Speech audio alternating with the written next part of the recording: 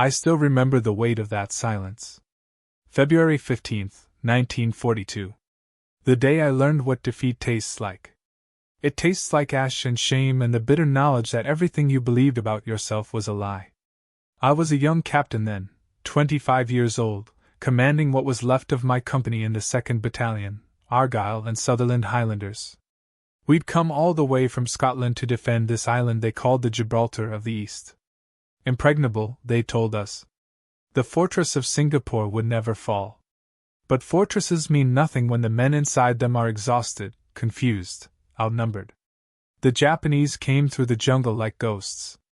We'd been told they couldn't navigate that terrain. We'd been told their eyesight was poor, that they couldn't fly planes properly, that they were inferior soldiers. Every single thing we'd been told was wrong. By the time Lieutenant General Percival signed the surrender, my battalion had been reduced. Said to 30 men? 30. Out of hundreds. I can still see their faces when the order came down to lay down our weapons. Young Scots boys, most of them had never been further than Glasgow before the war. Now they stood in the tropical heat, sweat and blood mixing with tears they tried not to shed, as we stacked our rifles in neat piles for the enemy. The Japanese marched us through the streets of Singapore. The civilians watched from windows and doorways. I wondered what they thought, seeing the British Army shuffling past in defeat. We'd promised to protect them. We'd failed. They took us to Changi. 60,000 Allied soldiers, crammed into barracks designed for a few thousand. At first I thought perhaps it wouldn't be so terrible. The Japanese seemed content to let us manage ourselves. We organized work details, set up gardens, tried to maintain some semblance of military order. It was an illusion. A brief dream before the nightmare truly began.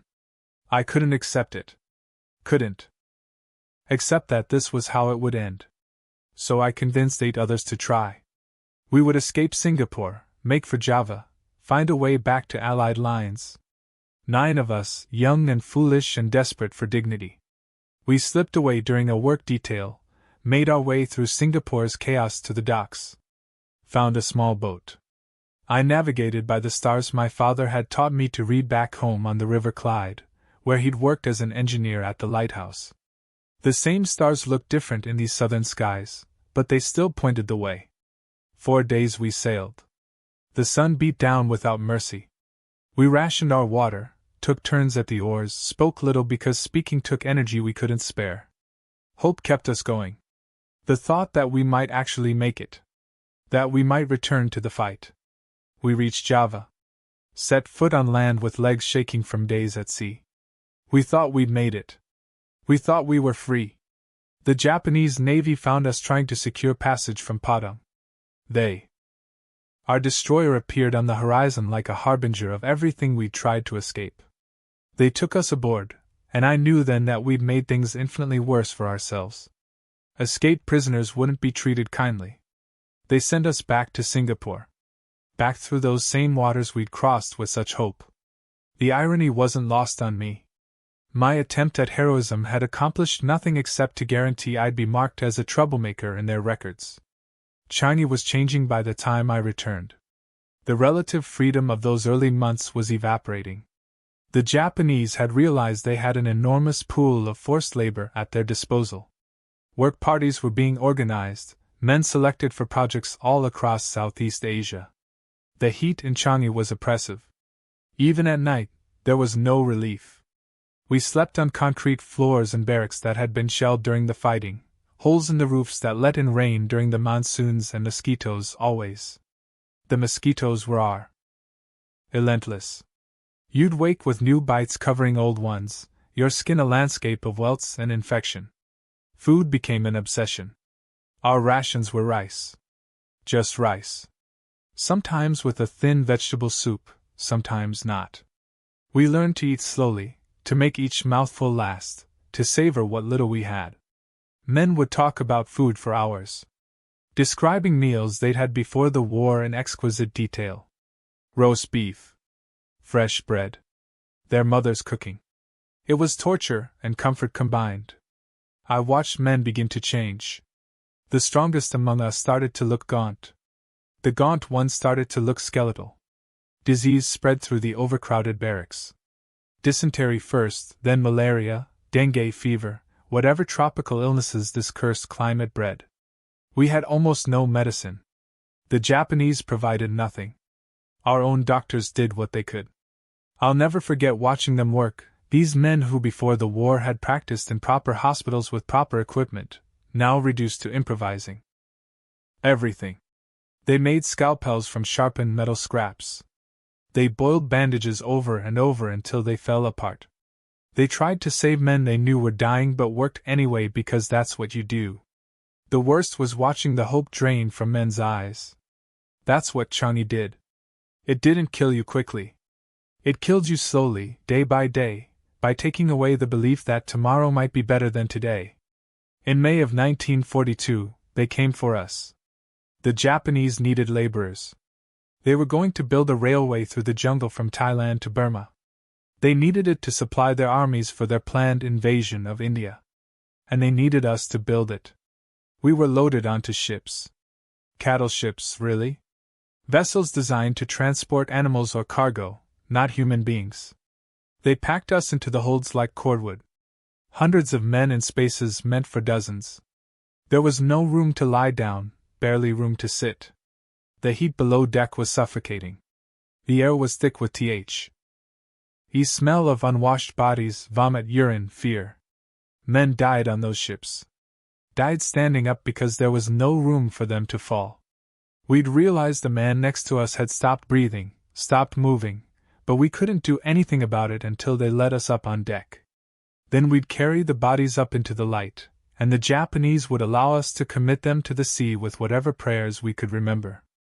I was sick for most of the journey. Seasick and actually sick, fever and chills racking my body. I'd lean against other men who'd lean against me, all of us propping each other up because if you fell, you'd be trampled. The days blurred together. The nights were worse. In the darkness you couldn't see, could only hear the groans and prayers and weeping of men who'd reached their limit. When we finally reached Burma, when they finally opened those holds and let us out, I'd never been so grateful for daylight. Even through the fever, even through the sickness that made my legs shake, I was grateful just to breathe air that wasn't poisoned with suffering. They marched us into the jungle. Those of us who could walk anyway. Those who couldn't were loaded onto trucks. I never saw most of those men again. The jungle was like nothing I'd experienced. Scotland has rain and cold and grey skies, but this was different. This was heat that wrapped around you like a wet blanket. This was humidity that made every breath an effort. This was vegetation so thick you couldn't see 10 feet in any direction. We walked for days. They gave us maybe one meal a day, rice if we were lucky, nothing if we weren't. Water was from streams and rivers, unboiled, contaminated with God knows what. Many men got dysentery from the first sip. I learned to drink anyway. Thirst was worse than the risk of disease. My boots fell apart on the third day. The jungle rot got them, just dissolved the leather like it was paper. I wrapped my feet in strips torn from my shirt, kept walking. And in front of me was doing the same. The man behind me too. We were all falling apart at the same rate. At night they'd let us stop. We'd collapse where we stood. No tents, no shelter. Just the jungle and us. I'd lie on the ground and feel insects crawling over me. Leeches would attach themselves to any exposed skin. In the morning, we'd burn them off with cigarettes if anyone had cigarettes, or just pull them off and try not to think about the diseases they carried. I started to understand something during that march. The Japanese weren't trying to kill us quickly. They were working us to death slowly.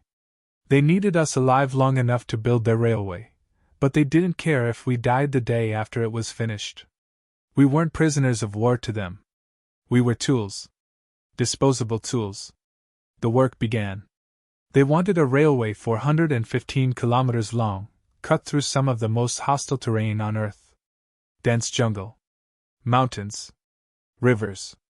All of it crawling with malaria-carrying mosquitoes, all of it home to diseases we never heard of in Scotland.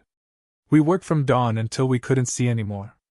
clearing jungle with axes and machetes, digging out earth with shovels and sometimes just our hands when the shovels broke, moving rocks, building embankments, laying track. The guards stood over us with rifles and bamboo sticks, beating anyone who slowed down, beating anyone who looked like they might slow down. I learned that you can continue working long after you think you can't. When every muscle screams. When your hands are bleeding and infected. When fever makes the world spin and shimmer. You keep swinging the axe because if you stop, they'll beat you. And if you still don't start again, they might shoot you. So you work. The heat was unbearable. By midday, men were collapsing. Heat stroke.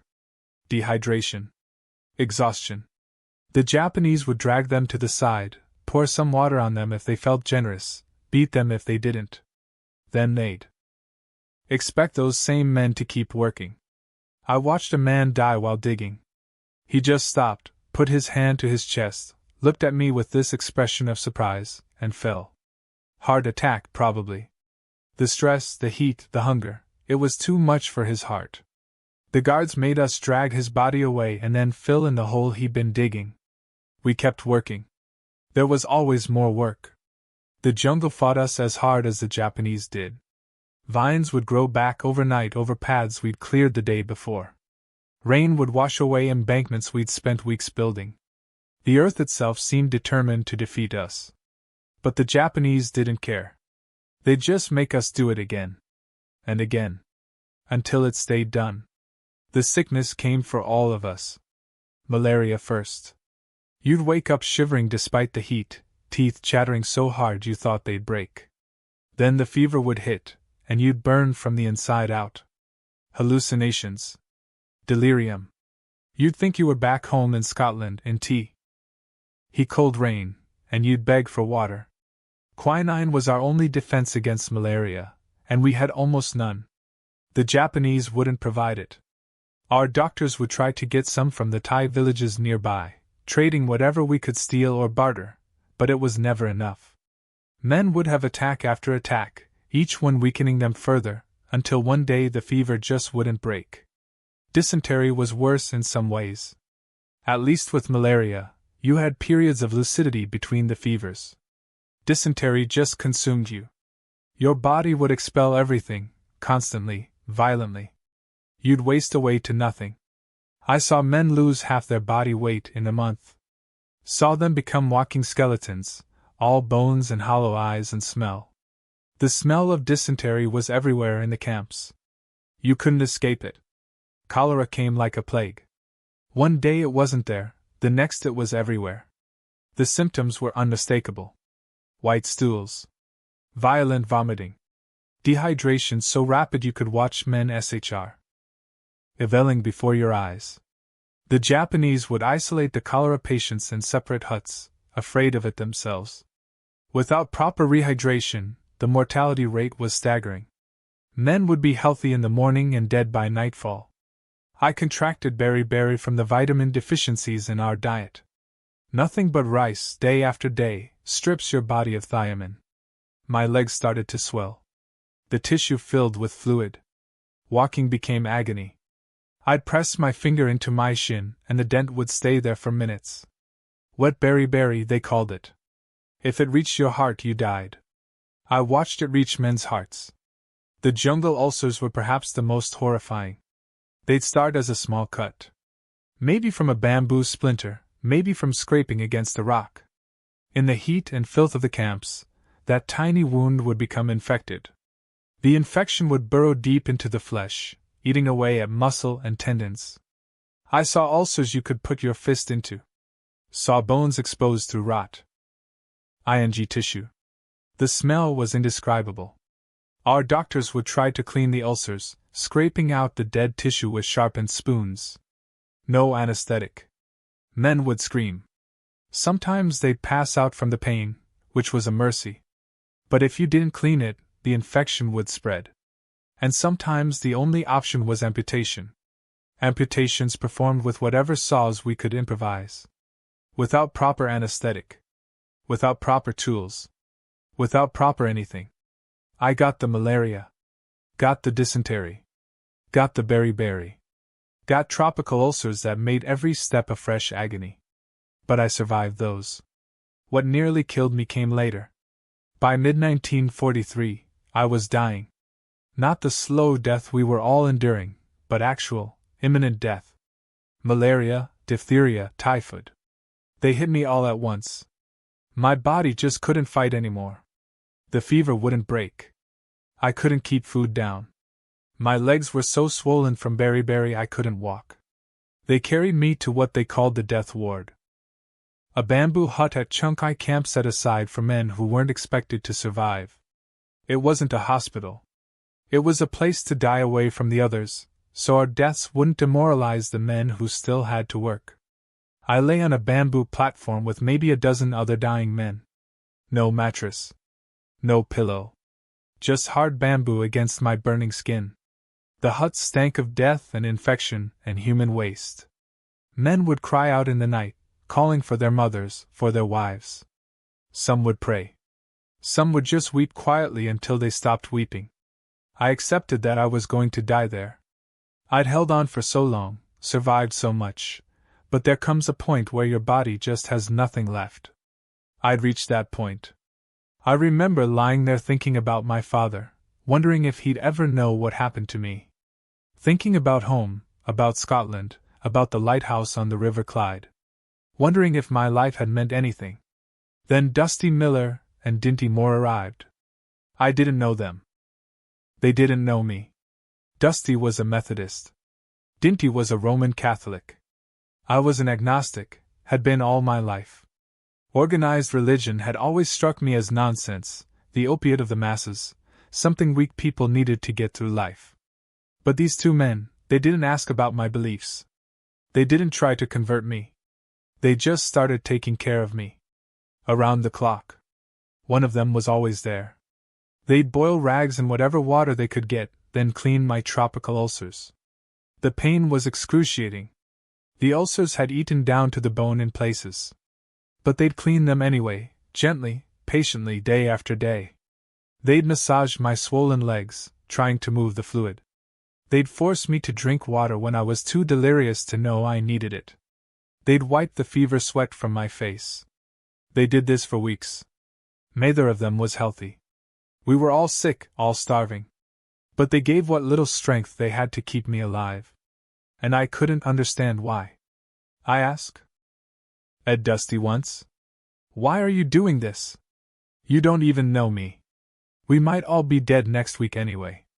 He looked at me with these calm eyes and said, Because you're my brother. That's all the reason I need. I didn't believe in God. But watching these men, watching their faith manifest in action, in sacrifice, in love that made no logical sense, something in me began to change. Not my beliefs, not yet. But my understanding of what beliefs could do. What faith could inspire people to become. Against all odds, I survived. The fevers broke. The infections slowly receded. I started to be able to eat again, to hold down the rice gruel they brought me. My legs remained damaged, would always remain damaged, but I could walk again. Barely.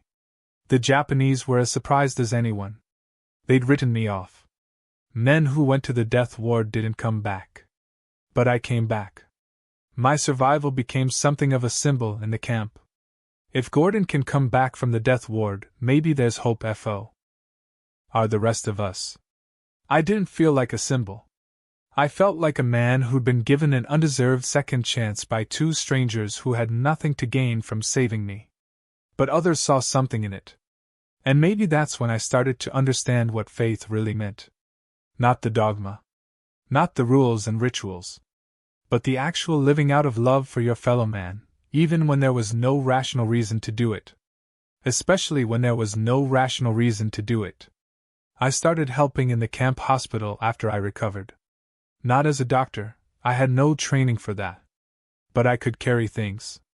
Could sit with dying men so they wouldn't die alone. Could write their last letters home, though we had no way to send them. Could close their eyes when they finally let go. I watched our doctors perform miracles with nothing. Saw them do surgery with improvised tools, by lamplight, without anesthetic. Saw them amputate gangrenous limbs to save lives, using saws meant for cutting wood. Saw them treat cholera with homemade rehydration solutions, dysentery with herbs they'd learned about from Thai villagers. Saw them save men who should have died. And I saw the cost it took on them. These doctors, these medical orderlies, they carried the weight of every man they couldn't save. You'd see it in their eyes. The guilt. The exhaustion.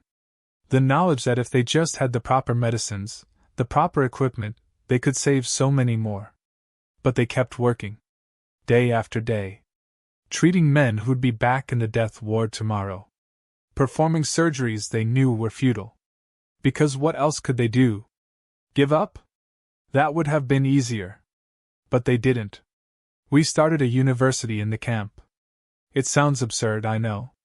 Men dying of starvation and disease, and we're holding lectures on philosophy and mathematics. But it gave us something the Japanese couldn't take away. Our minds. Our intellect. Our humanity.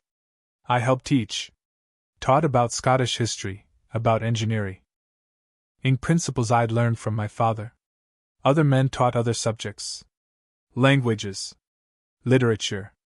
Science. We had no books, no materials. We taught from memory, from whatever scraps of knowledge we've retained from our lives before. The Japanese thought we were mad. And maybe we were. But those lectures, those discussions, they kept us human. Reminded us that we were more than starving animals fighting over rice. We were thinking, reasoning beings. We had souls, whether we believed in God or not. The bridge. Everyone's heard of it now, thanks to that damned film. But the film got it wrong. Got almost everything wrong. We didn't collaborate. We didn't willingly build that bridge. We built it because if we didn't, they'd beat us. Kill us. We built it because we had no choice. The bridge at Tamarkan, over the River Kwai, was made of steel spans on concrete pillars. The Japanese brought the materials from Java. We provided the labor. Hundreds of us, swarming over the construction site Li. Kuans, as one man later described it. Building the scaffolding from bamboo. Mixing concrete by hand. Lifting steel beams that weighed more than we did. Men fell. From the scaffolding, into the river, from exhaustion. Some drowned. Some broke their backs. Some were crushed under falling steel. The Japanese didn't care. There were always more men to replace the ones who died. I worked on the approach embankments mostly. Hauling dirt. Building up the earth so the tracks could reach the bridge. My body was still weak from my time in the death ward. Every shovelful felt like lifting a boulder. But you worked. You worked or you died. There was a strange pride in it, despite everything. We were building something. Something substantial. Something that would outlast us. It was a monument to our suffering, yes. But it was also proof that we'd existed. That we'd endured. When the bridge was completed, when the first train crossed it, I felt nothing. No sense of accomplishment. Just exhaust. Ion and the knowledge that now they'd find something else for us to build, somewhere else for us to die. The camps along the railway became our world. We stopped thinking about anything beyond the next meal, the next work detail, the next night we might survive. We woke before dawn. The guards would come through banging on bamboo poles, screaming at us in Japanese. We'd haul ourselves up from the bamboo platforms we slept on, our bodies stiff and aching from the work the day before. The lucky ones had mosquito nets. The rest of us just endured the bites. Roll call. Standing in formation while they counted us. Sometimes for an hour. Sometimes longer if someone was too sick to stand and we had to prop them up, hide the fact they could barely remain conscious. If the count was wrong, we'd all stand there until they figured out why.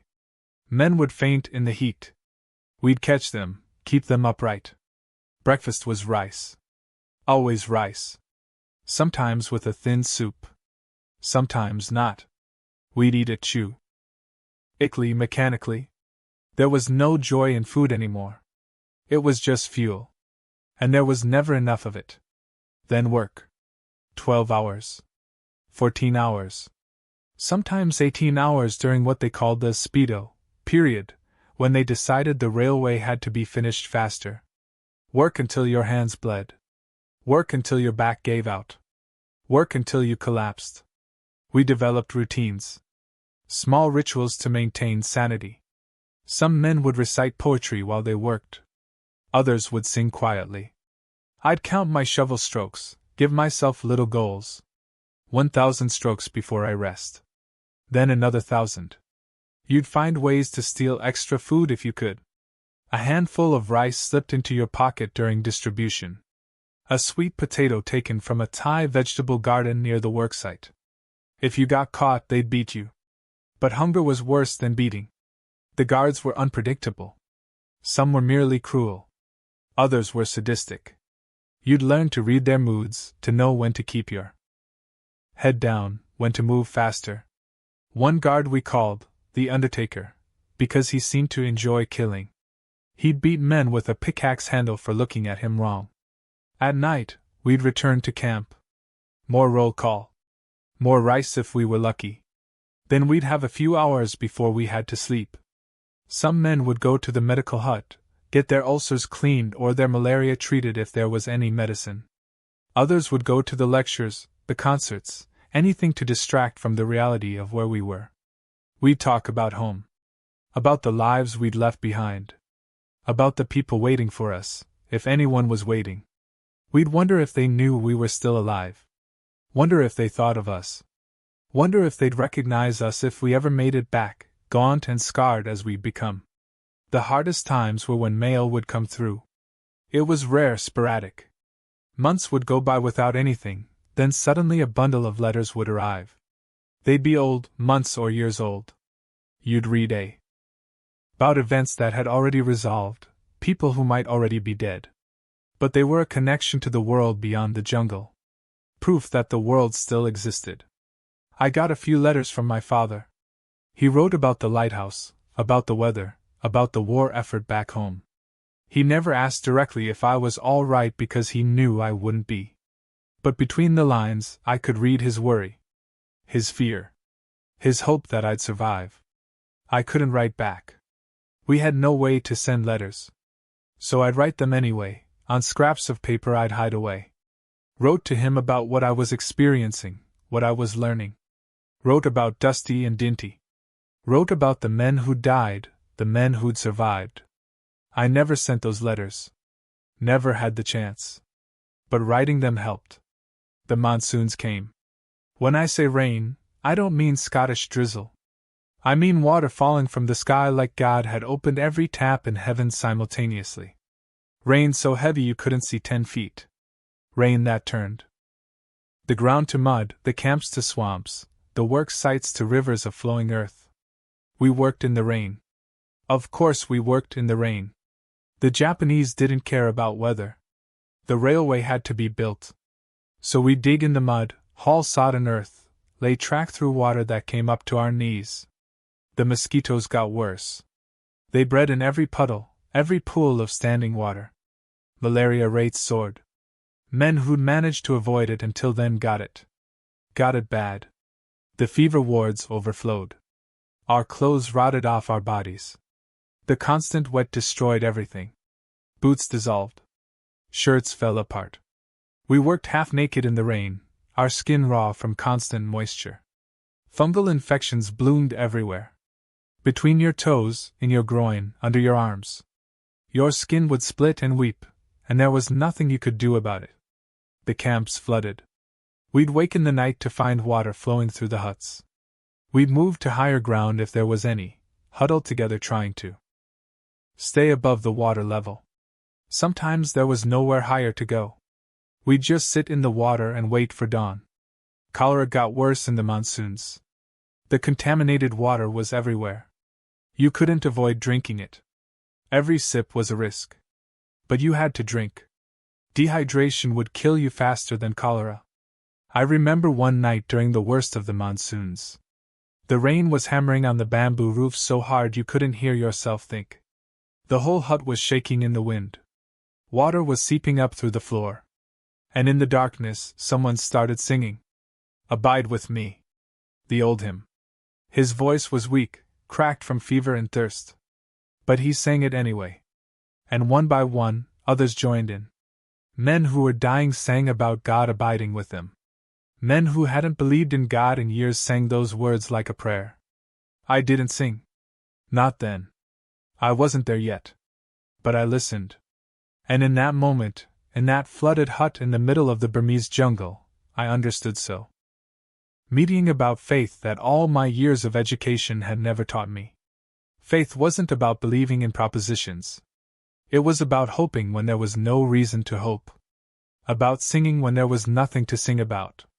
About affirming life in the face of death. The beatings were constant. You could be beaten for working too slowly. For working too quickly. For looking at a guard. For not looking at a guard. For being sick. For not being sick enough. The Japanese had made it clear they hadn't signed the Geneva Convention. We had no rights. We were less than human to them. I saw men beaten to death for stealing food. Watched guards kick them until they stopped moving, then keep kicking. Saw men bayonet for collapsing from exhaustion. Saw them shot for trying to help their friends who'd collapsed. The Japanese believed in collective punishment. If one man escaped, they'd punish all of us. The Selarang barracks incident, back in Singapore, had taught us that. Thousands of men get into a parade ground without food or water until we signed a no-escape pledge. We signed. Not because we wanted to. But because our leaders knew if we didn't, they'd let us die there. Here on the railway, collective punishment meant everyone in your work detail would be beaten if the work wasn't finished on time. Didn't matter if you'd worked yourself half to death. Didn't matter if half your group was sick. The quota wasn't met, everyone suffered. I watched them execute 4 men who tried to escape. Made us watch. Made our commanders watch.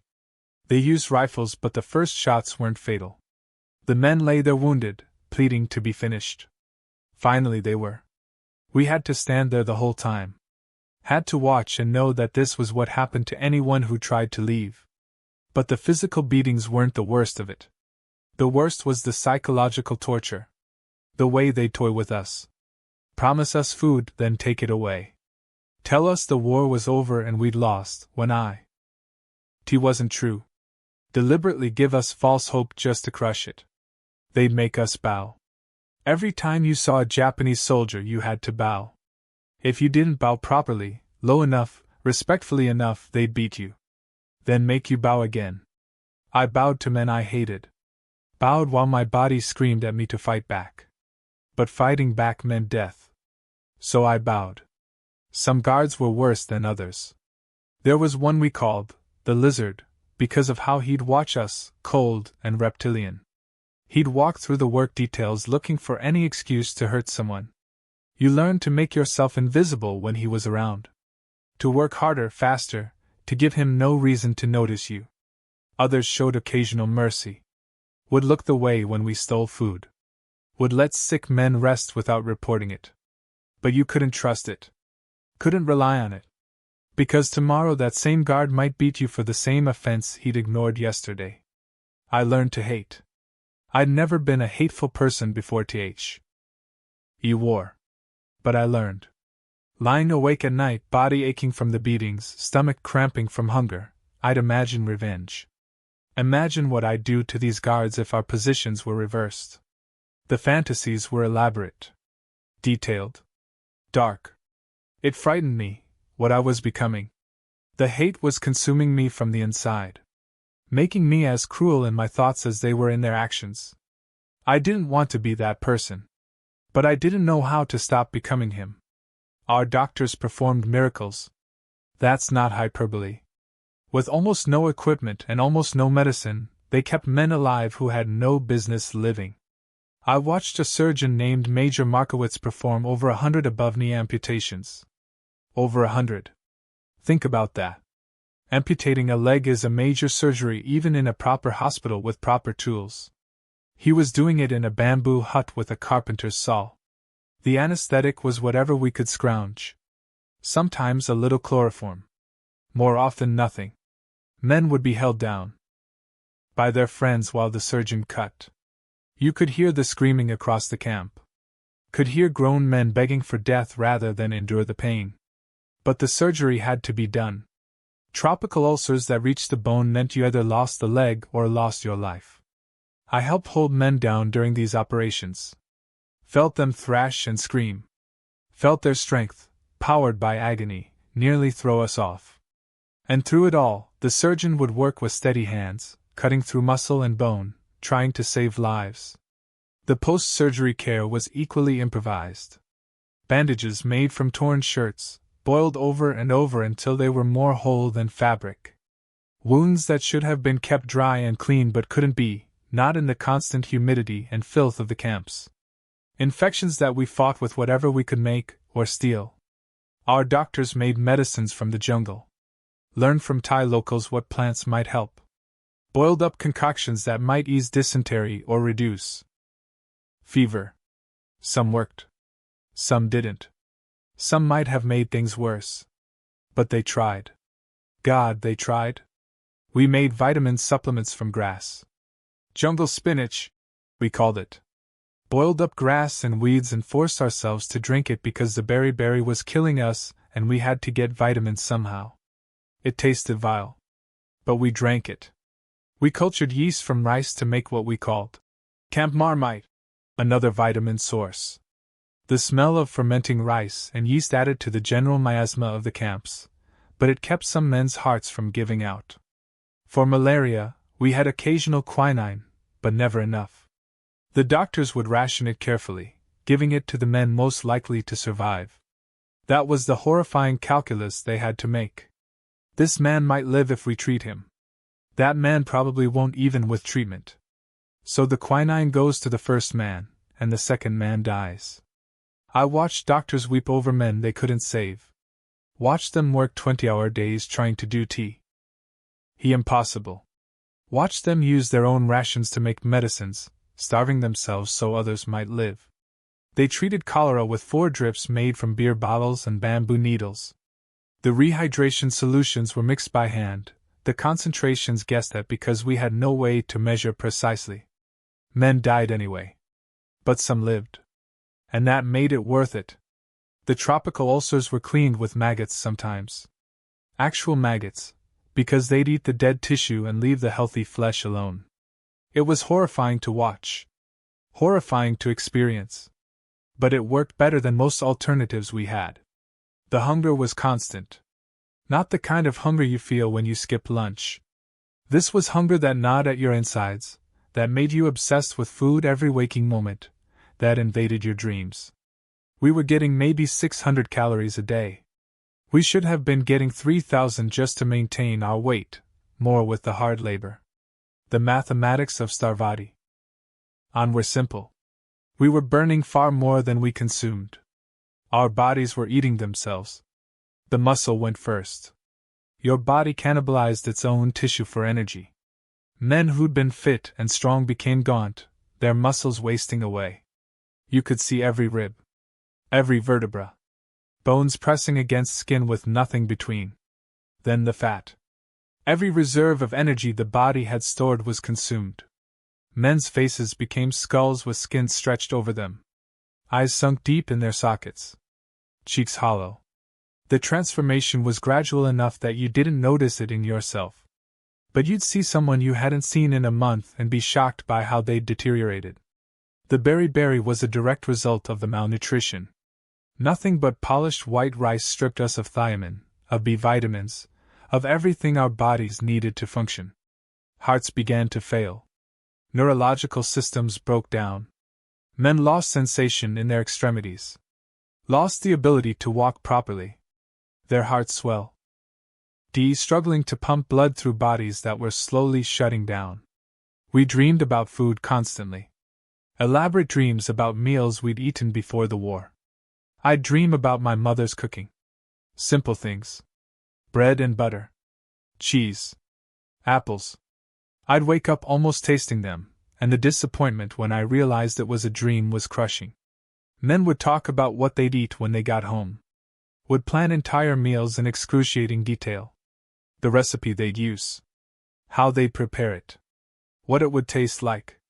These conversations would last for hours. It was torture and comfort simultaneously. Some men lost their minds to the hunger, would steal from their friends, would eat anything they could get their hands on, no matter how dangerous. I saw men eat raw snails, lizards, insects. Anything with protein. Some got sick. Some died. But the hunger drove them to it. The Japanese would sometimes give us extra rations if we finished work ahead of schedule. You'd work your cell F to collapse for the promise of an extra ball of rice. Just a little more food. That's all we wanted. That's all we thought about. After I recovered from the death ward, after I'd started helping in the hospital, I found myself changing in ways I hadn't expected. The questions I'd dismissed before the war were demanding answers now. We had a few books in camp. Prisoners who'd managed to hide them during the captures, who'd carried them through all the moves and searches. These books circulated like precious gems. You'd get maybe a day with one before you had to pass it to the next man on the list. Someone had a copy of Plato's Republic. I read it lying on my bamboo platform at night, by whatever light we could get. The irony wasn't lost on me. Reading about ideal forms and justice and truth while living in a hell that proved the opposite of everything Plato claimed. But it made me think. About what we owed each other. About what made a society just or unjust. About whether moral it. Why was real or just a convenient fiction we told ourselves? I'd been a materialist before the war. Believed that everything could be explained by matter and motion. That consciousness was just chemicals in the brain. That there was no soul, no spirit, nothing beyond the physical. But watching Dusty and Dindy save me for no logical reason. Watching men sacrifice for each other every day. Watching our doctors work themselves to death trying to save people they'd never met before the war. It didn't fit the materialist framework. If we're just matter, just chemicals, why would anyone sacrifice for someone else? Natural selection should favor selfishness, should favor survival at any cost. But that's not what I was seeing. I was seeing the opposite. I started attending the church services. Not because I believed. I still didn't. But because I was curious. Wanted to understand what these men had that I didn't. What allowed them to hope when there was no rational basis for hope. The padre would preach from memory, no Bible in hand because we had none. Would recite scripture he'd memorized. Would talk about suffering and redemption and God's love. And men would listen. Men who were starving and sick and being worked to death would sit there and listen to these promises of heaven. I envied them. Envied the comfort their faith gave them. But I couldn't just choose to believe. Belief doesn't work that way. You can't decide to believe something you think is false. So I kept reading. We had fragments of philosophy books. A few chapters of this, half of that. I read whatever I could get. Kant, Mill, Russell. Looking for answers to questions that were becoming increasingly urgent. Why shouldn't I hate? Why shouldn't I become as cruel as our captors? What moral law could possibly apply in a place like this? And slowly, reading and thinking and watching the men around me, I began to understand. Morality wasn't about what benefited you. Wasn't about survival. It was about choosing to be human even when you could become a beast. Especially when you could become a beast. The Japanese had chosen to be beasts. They'd decided that we weren't fully human, and so normal moral rules didn't apply. And look what it had made them. Cruel. Sadistic. Less than what they could have been. We could make the same choice. Could abandon our humanity, justify it by saying they'd abandoned theirs first. Could become animals fighting over scraps. Some men did. Stole from their friends. Abandoned the weak. Looked out only for themselves. But most didn't. Most remained human. Shared what little they had. Helped each other. Maintained dignity in indignity. And that choice, that determination to remain human despite everything, was itself a form of resistance. The bonds we formed were deeper than any I'd known before.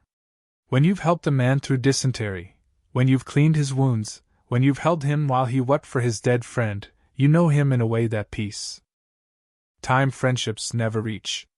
We took care of each other. It wasn't altruism exactly. It was survival. You helped your mate today because tomorrow you might need him to help you. But somewhere along the way, it became more than that. Became genuine brotherhood. I remember a man named Thompson.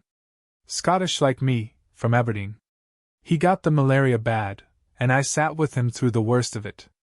Wiped the sweat from his face. Forced him to drink when he was too delirious to know he needed it. Talked to him about home, about Scotland, about anything to keep him anchored to the world. He survived. And weeks later, when I collapsed from heat stroke during a work detail, he was the one who carried me back to camp. Carried me on his back, and him barely stronger than I was. He could have left me. The guards wouldn't have cared. But he didn't. That's what we became. A unit that transcended military structure. Officers and enlisted men mixed together, rank meaning less than character. The O.L.D. peacetime distinctions fell away. What mattered was who you could trust. Who would share their rice when you were starving? Who would cover for you when you were too sick to work? We'd tell stories at night. About our lives before the war. About the people we'd left behind. About the things we'd done and seen. Some men embellished. Made their lives sound more interesting than they probably were. But we all knew and didn't care. The stories were what mattered. The connection. There were conflicts, of course. Men living in such close quarters, under such stress, would clash. But we'd work it out. Had to. Because if we fell apart, if we turned on each other, we'd all die. I saw men give their last bit of food to someone weaker.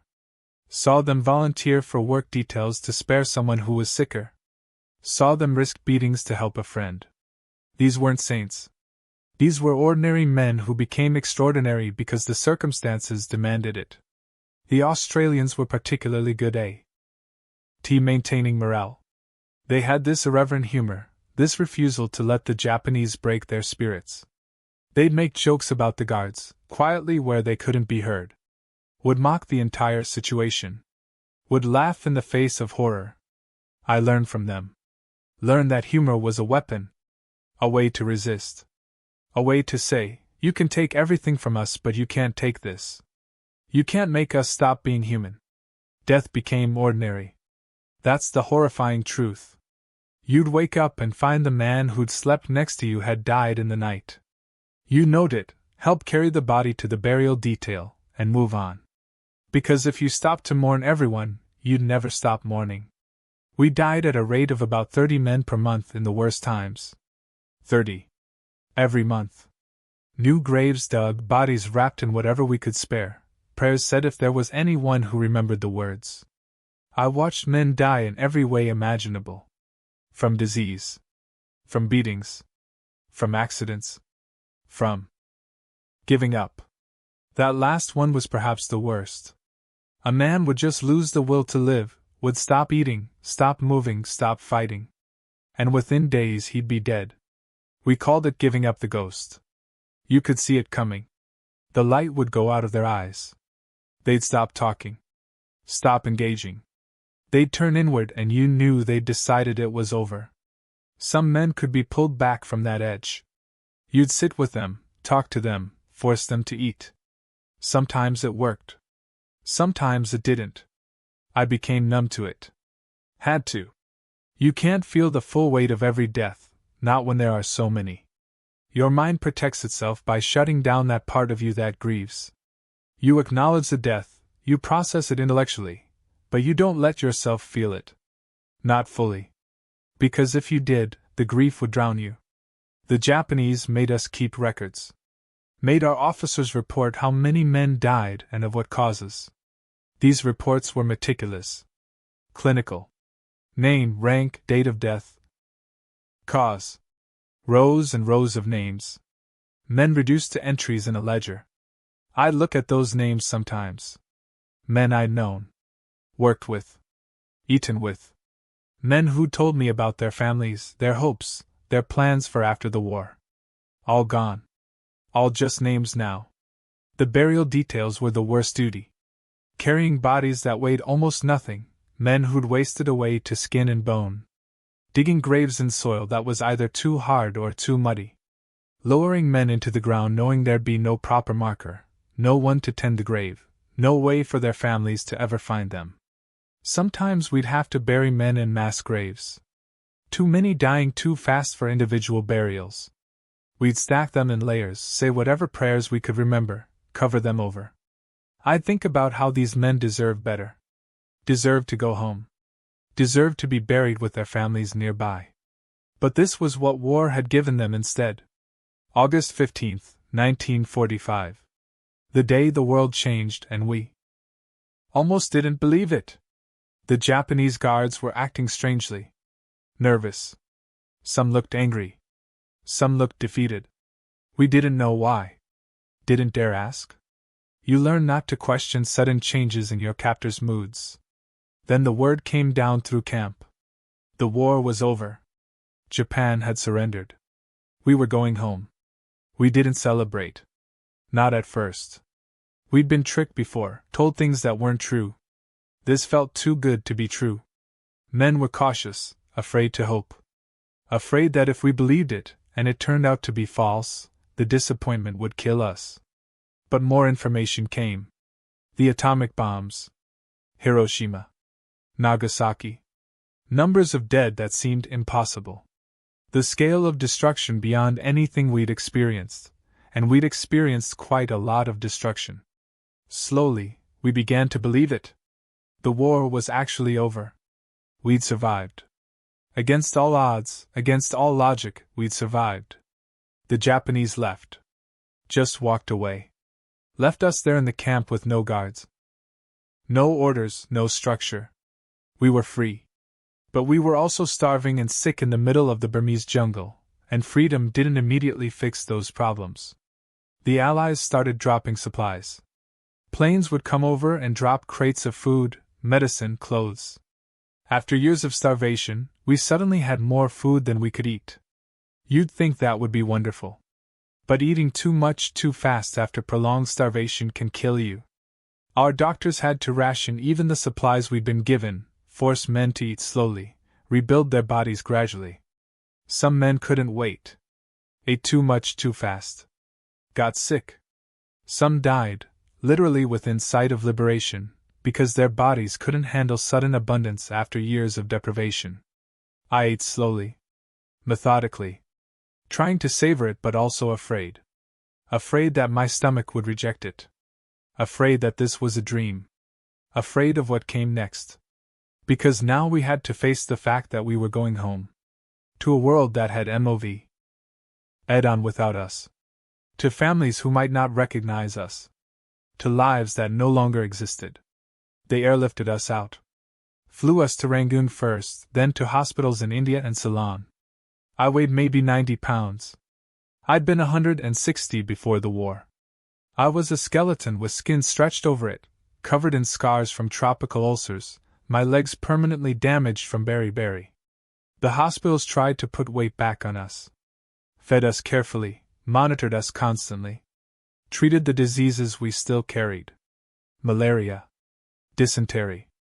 Infections that had been with us so long they felt like part of us. I looked at myself in a mirror for the first time in years.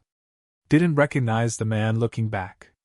This wasn't the young captain who'd left Scotland to defend Singapore. This was someone else. Someone old before his time.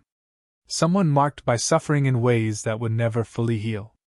The nurses were kind. Patient. They'd seen other prisoners of war come through, knew what we'd experienced. EY didn't press us to talk about it. Just took care of us quietly, efficiently, giving us time to adjust to being human again. I met other survivors from other camps. Compared experiences. The Burma Railway had been bad, but some camps had been worse. Some better. All terrible in their own ways. We were given new uniforms. Clean clothes that fit properly, or as properly as they could fit our wasted frames. I put on the uniform and felt strange in it. Like I was wearing a costume. Like I was pretending to be a soldier when really I was just a survivor. The voyage back to Britain took weeks. I stood on deck and watched the ocean pass. Thought about the men who'd died. Thought about Thompson and Dusty and Dinty. Thought about the doctors who'd saved my life. Wondered what I was going home to. We arrived in Liverpool in October of 1945. Britain looked grey and tired. War-worn. The civilians had suffered too, I could see it. The bombing. The rationing. The years of anxiety. Why, but they'd been home. They'd slept in beds. They'd been surrounded by people who spoke their language, who cared about them. They hadn't been in hell. I didn't resent them for it. But I felt distant from them. Like I'd returned from a foreign country that spoke no language they could understand. My father met me at the train station in Glasgow. I'd written ahead, let him know I was coming. He was standing on the platform, looking older than I remembered. The war had aged him too. He saw me. I saw the shock in his eyes. The effort it took him not to react to how I looked. How thin. How damaged. He hugged me carefully, like I might break. Maybe I would have. We didn't talk much on the way home. What was there to say? How do you summarize 3.5 years of hell in a conversation? How do you explain what you've seen to someone who hasn't seen it? My room was exactly as I'd left it. Books on the shelves. Pictures on the walls. A life preserved in amber, waiting for me to earn and reclaim it. But I wasn't the person who'd lived in that room. That person was gone. I tried to settle back into civilian life. Got a job. Tried to be normal. But normal didn't fit anymore. I'd wake up in the middle of the night, convinced I was back in the camp. Would hear the guards shouting. Would feel the hunger. Would smell the death. The nightmares were constant. Reliving the worst moments. Watching men die over and over. Being beaten. Being sick. Being sure I wouldn't survive another day. I'd wake up sweating, gasping, my father standing in the doorway looking helpless. Food was difficult. I couldn't waste anything. Would hoard what I was given, unable to trust that there would be more tomorrow. Would eat slowly, carefully, still monitoring every bite even though there was plenty. Crowds bothered me. Too many people too close. I'd panic, need to get outside, need space. The casual cruelty I'd see in daily life would shock me. People complaining about trivial things. N.O.T. knowing how fortunate they were. I was angry a lot. At myself. At the world. At God, if there was one. Angry that I'd survived when better men had died. Angry that life just continued as if nothing had happened. Angry that I couldn't just be normal again. I couldn't settle. Couldn't find peace in the life I'd returned to. So I made a decision that surprised everyone, myself included. I enrolled to study theology. My father thought I'd lost my mind. I'd been an agnostic, a materialist, someone who thought religion was nonsense. Now I wanted to study it formally. But something had changed in me. Those questions that had started in the camp hadn't gone away. Had only grown more urgent. I went to the University of St. Andrews. Studied philosophy and theology. Read the texts I'd only encountered in fragments during the war. Tried to understand what I'd experienced. The professors were patient with me. Understood that I wasn't a typical student. That I'd come to these questions through suffering rather than intellectual curiosity. That I needed answers, not just information. I studied the problem of evil. How could a good God allow the kind of suffering I'd witnessed? The standard answers felt hollow. God has a plan. Suffering builds character. Free will requires the possibility of evil. None of it satisfied. But I kept studying. Kept reading. Kept thinking. And slowly, very slowly, something began to make sense. It wasn't that God caused the suffering. It wasn't that the suffering had meaning or purpose. It was that in the midst of the suffering, something else had appeared. Love. Sacrifice. Human beings choosing to be human despite every reason to become beasts. Dusty and Dindy saving me. The doctors working themselves to death. The men sharing their rice. The lectures and music and determination to remain civilized. That wasn't God intervening. That was people choosing God. Choosing love. Choosing each other. And maybe that was the answer. Not a cosmic answer about why evil exists, but a practical answer about how to live in a world where evil does exist. You choose love anyway. You choose sacrifice anyway. You choose to be human anyway. I couldn't prove it philosophically. Couldn't construct an airtight argument. But I'd seen it. Lived it. Been saved by it. So I kept studying. Earned my degree. Went on to seminary. Became a minister, which would have shocked the young captain who'd left for Singapore thinking religion was opiate for the masses. After seminary, after working as a minister in Scotland for several years, I received an unexpected invitation. Princeton University in America wanted me to serve as dean of the chapel. Me, a former prisoner of war who'd barely believed in God a decade earlier. I accepted. Moved to America in 1955. It was strange, going from the war-ravaged Britain to prosperous America. Strange seeing young people who never experienced war, who took peace and plenty for granted. Strange being in a position of spiritual authority when I still struggled with my own questions. But I had something to offer these students. Not easy answers. Not comfortable platitudes. But the truth about suffering. About choice. About what it means to be human when everything is against you. I taught them about the camp. About what I'd seen and experienced. About the men who'd saved me. About the doctors and the sacrifices and the determination to remain civilized in the midst of barbarism. Some students were shocked. This wasn't the sanitized version of war they'd seen in movies. This was the reality. The hunger. The disease. The death. The moral compromises. The cost. I taught them philosophy and theology not as abstract academic subjects but as tools for living. For making sense of suffering. For choosing how to respond when life becomes unbearable. I told them about Dusty and Dinty. About how their faith had manifested in action. About how they'd saved my life and in doing so had saved my soul. About how I'd learned that love wasn't a feeling but a choice.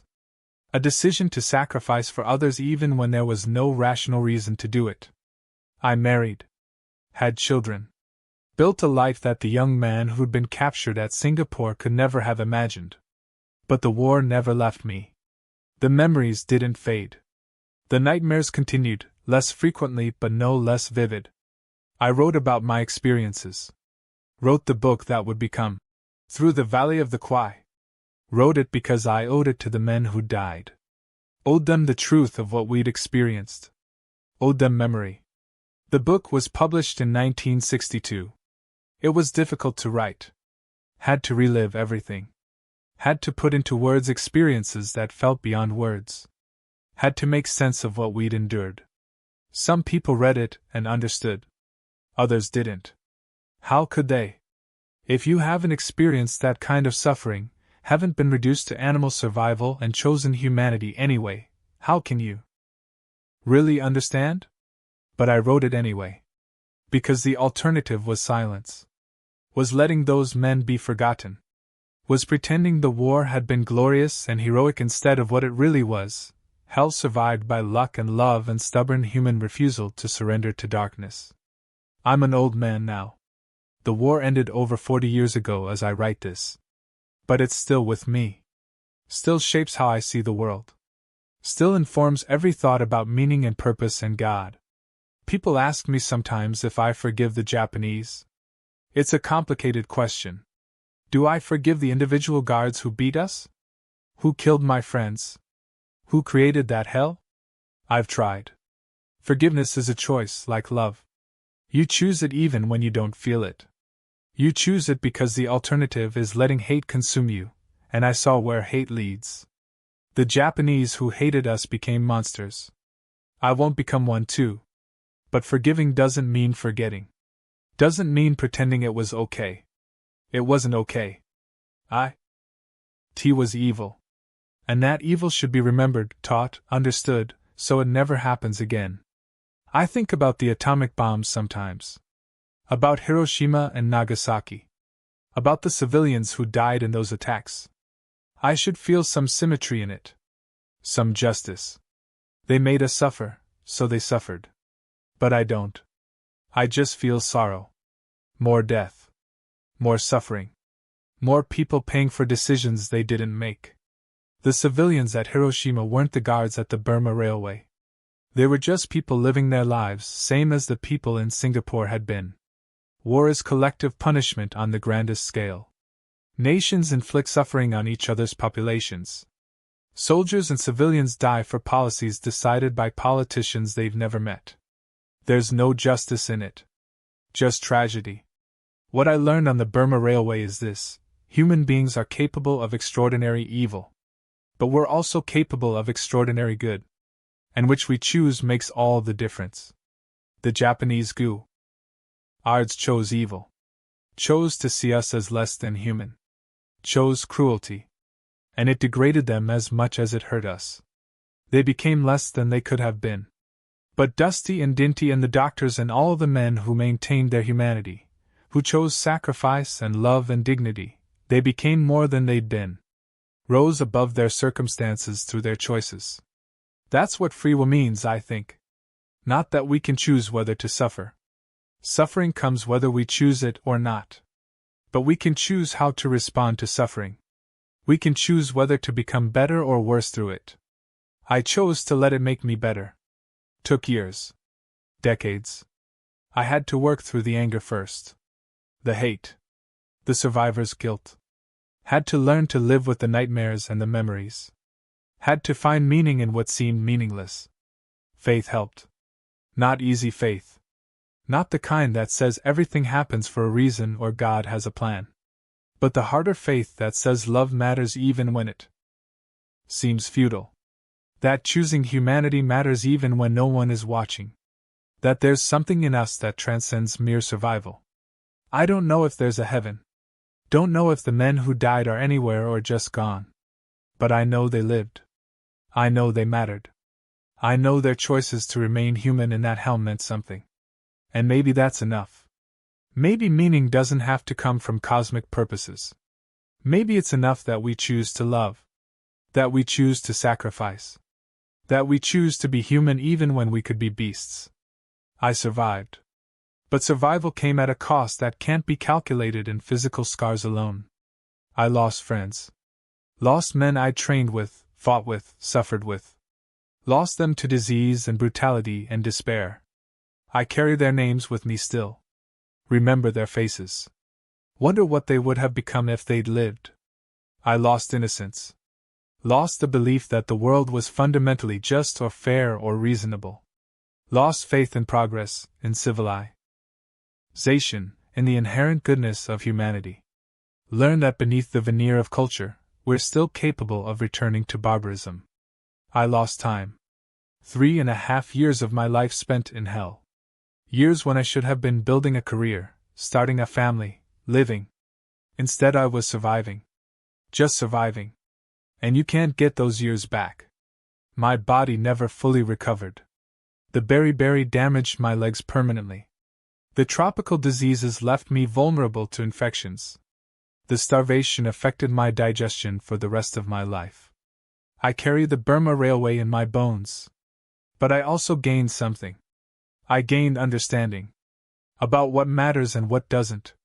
About the difference between surviving and living. About the power of choice in circumstances where choice seems impossible. I gained gratitude. For every meal. For every day without fear. For every night's sleep uninterrupted by guards screaming orders. For the simple fact of being alive when I had no right to be.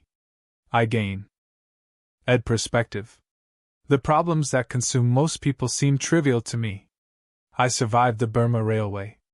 I can survive anything. The small frustrations of life don't touch me the way they might have before. And I gain purpose. I know why I survived. I survived to tell the story. To honor the men who died. To teach others what I learned.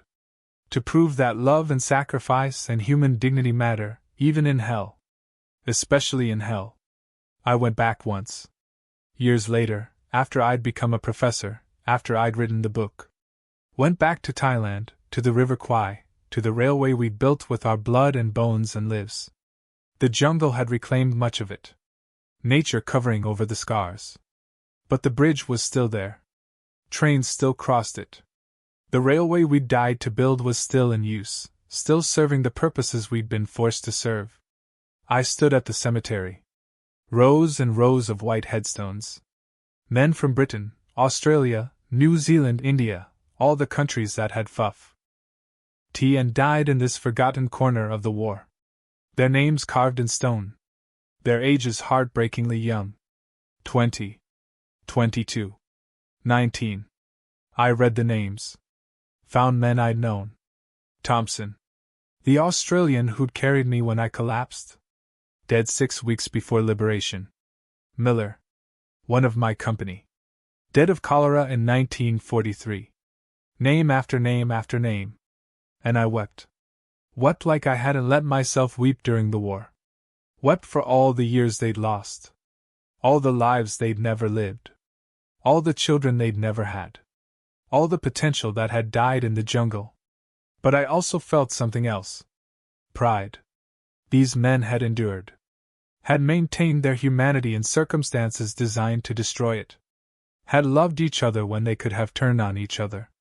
Had died as human beings, not as animals. That matters. In a world that often seems meaningless, that act of choosing humanity matters. Choosing to be better than your circumstances allow. Choosing love over hate. Choosing sacrifice over selfishness. I'm old now. 85. The Burma Railway was more than 40 years ago. Most of the men who survived it are dead now, gone to whatever comes after this life. Soon I'll join them. I don't fear death. I've faced it before. Know what it looks like. Know what it feels like to be close enough to touch it and then step back. Death is just the end of this chapter. Whether there's another chapter after it, I don't know. Hope there is. Hope I'll see my friends again. Hope I'll have the chance to tell them that I remembered. That I told their stories. That they mattered. Until then, I live. I teach. I tell the story. I honor the memory of the men who saved me and the men who died. I am Ernest Gordon. I survived the Burma Railway. And I learned that even in the valley of the shadow of death, even in the depths of human cruelty, love is stronger. Sacrifice is real. And the choice to remain human is the most important choice we ever make. This is what I learned. This is what I pass on. This is what I want remembered when I'm gone. We were prisoners. We were slaves. We were dying. But we remained men. We remained human. And that, in the end, is what victory truly looks like.